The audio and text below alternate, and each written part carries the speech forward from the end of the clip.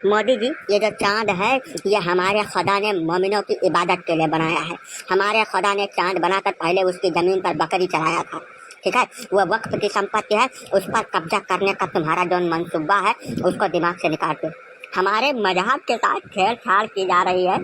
चांद जो है वो कुरान में लिखा हुआ है कि वो मोमिनों की प्रॉपर्टी है। उस पर तुम्हारा कब्जा करने का जो कोशिश है वो बिल्कुल बर्दाश्त नहीं किया जाएगा। वो हमारी मिल्कियत है।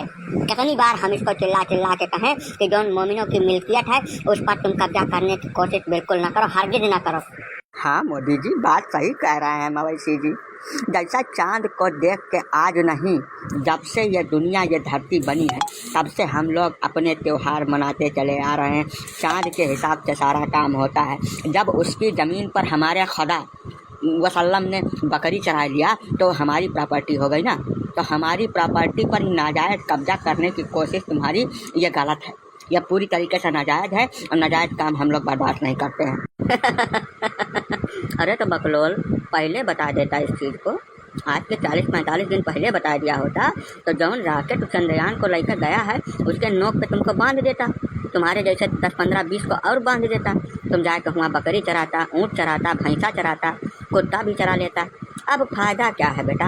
अब तो जो होना था हो गया। वहाँ जाके झंडा गाड़ आए हैं। अब झंडा गाड़ दिया तो हमारा हो गया ना। अब कुछ नहीं हो सकता है।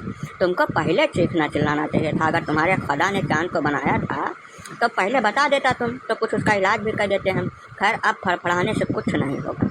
मोदी जी आप ही बताओ, हमारा तो दिमाग काम नहीं कर रहा है इसकी बंडलबाजी सुन के। नहीं तो मवेशी जी, आपने समय रहते कुछ बोला नहीं ना। जैसे अगर आपके जैसे जो 10-20 हैं इस देश के अंदर, इनको इसी रॉकेट के साथ चंद्रमा पे पहुंचा दिया जाता तो इस देश की आधी से ज़्यादा राजनीतिक समस्या समाप्त हो जाती। जितना कचरा है एक साथ है ख़त्म हो जाता। समय रहते आप बोलते नहीं हैं, समय निकल जाता है तो पें पें चिल्लाना चालू कर देते हो। अब तो जो होना था हो चुका है, अब बोल के कोनो फ़ायदा नहीं। अब तो हम वहाँ पर बस्ती भी बसाएंगे, मंदिर भी बनाएंगे। एक बेहतरीन चंद्रदेव का मंदिर वहाँ पर बनेगा, उसकी व्यवस्था में हम लगे हुए हैं। 2024 की सरकार आ जाए, वहाँ पर मंदिर बन के तैयार हो जाएगा। ठीक है, तो ये लिए अब कोई फायदा नहीं है। समझो नहीं समझो? गजब की जबरदस्ती। अरे हम कह रहे हैं हमारे खुदा ने उस चांद को बनाया, उस पर बकरी चढ़ाया तो वो हमारा हो गया।